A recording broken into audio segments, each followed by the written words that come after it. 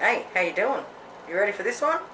Garlic Yorkies. Oh, mate, these are really, really yummy. Alright, first thing we need to do, get 1 cup of plain flour, half a teaspoon of salt, 2 eggs. Now there's 2 rules with Yorkshire puddings.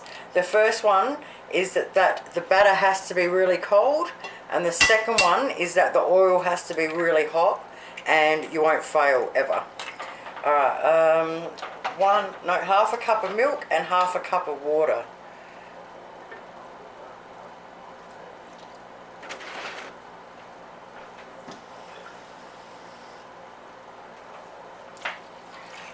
Get a whisk out and whisk it in really well.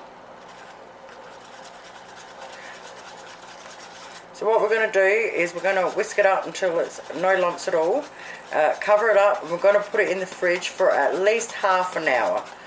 Now, if you're doing them with a roast, so Yorkies were usually made many moons ago as a substitute for bread and butter if you didn't have it, or back then there was a lot of big families, like 14, 15 kids in a family.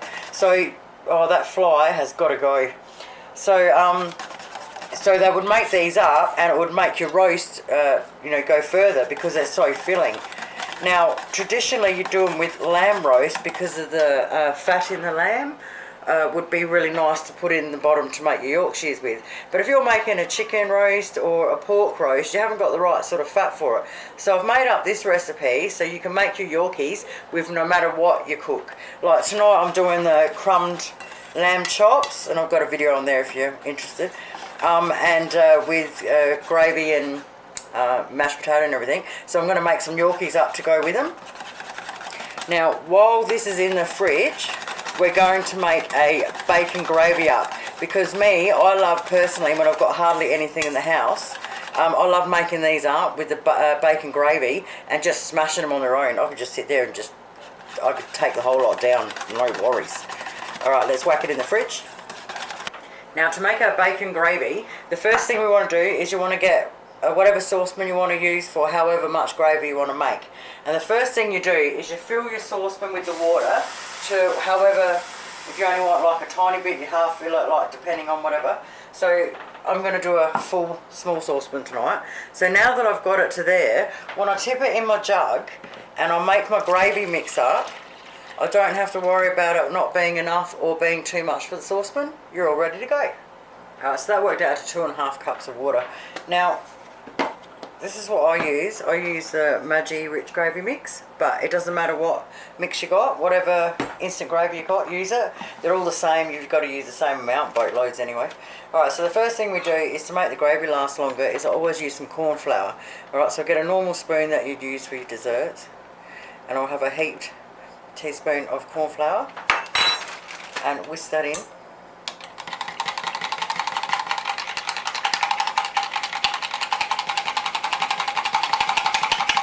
So you want to do it in a jug so you can mix it properly and then put it back in. You can't do it in your saucepan because you can't mix it properly. Alright, get your gravy mix. I'm going to put 2 heaped spoons in. Let's see if I can see it. Yeah. So 1 and then a second one. Mix it up really well and then pour it into your saucepan and leave it sitting aside for a minute. I grabbed 3 or 4 of the bacon tops and I've just chopped them up, and I'm going to use a spring onion out my garden, but if you haven't got spring onions you can also use normal onion like brown onion, and I'm going to slice it up really small. Now we're going to fry it up.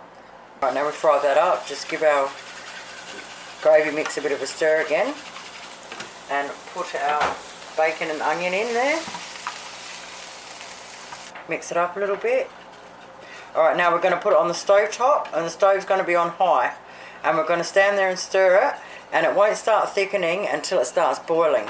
So stand there and stir it. When it starts boiling, it takes like a minute and a half to thicken to where you want it, to as thick as you want it.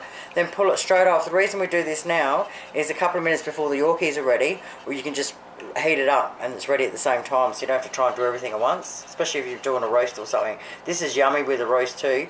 Instead of the spring onion or onion, I would have roasted an onion and then you squeeze the middle of the onion into your gravy. Oh, I forgot to say, make sure you put a crack of black pepper in there. Alright, gravy's done. Now you need to preheat your oven at 220 degrees Celsius. Now if you're cooking these with a roast, as soon as your roast comes out, crank your oven up to 220 and then get your oil ready to go. Alright, so first of all we're going to need a 12-hole muffin tin. Now we want to get a small bowl. Now I don't normally measure this, I just pour it in there, but I'll try and measure it for you. So I'm guessing 3 tablespoons of olive oil. If you've got fresh garlic, crush 1 clove, otherwise I'm using my jar minced garlic like always. If you're using the jar one, you want 1 heaped teaspoon, otherwise 1 or 2 cloves of garlic, depending how strong you like your garlic. Alright, and then I'm going to use a ½ teaspoon measure to put it in the pan. Mix it up really well. Get your pan and put ½ teaspoon in each one. You actually don't need much at all, just ½ teaspoon. I've done them before and I put like a teaspoon in and it has gone all over the oven and made an absolute mess and smoked the whole place out. So you actually only need ½ teaspoon. Now as soon as our oven is hot enough, we're going to put this in for 1 minute to heat the oil up in the bottom. That's all it takes, is 1 minute. As soon as that's heated up, bring it straight out and get your Yorkie mix out while this is in the oven for 1 minute and give it a quick stir again. And then yeah, take this straight out after 1 minute. Whew. Okay, our oil's hot. I'm just going to use a tablespoon measurement and put 1 in each. And then I'll go back over them with half. Add a little bit to the ones that look a bit smaller. Okay, and then in the oven they go for 10 minutes.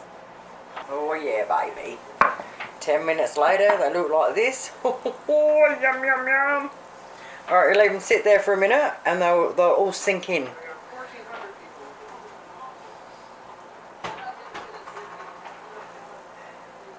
As you can see, they're slowly sinking in now. You can watch them doing it. Alright, once they're sunk in a little bit, give them like ½ minute to sink in, and then you can whack them on with your roast, or like me, I'm going to put a few on a plate and binge out. So you can just use a spoon and they pop out really easy. Look at the bottom of them, oh, they smell frigging amazing. Alright, I'm just going to put a couple here. Oh, yeah, baby. So I love doing it this way. Make a mess everywhere. A little bit of gravy. Oh. Tell you what, that bacon in that gravy, you can't go wrong. It just makes the gravy so yummy. Stack a couple up. Boom. There you have it, my friends. Thank you guys so much for watching. Have yourselves an awesome night. You know me, I'll be back. Bye.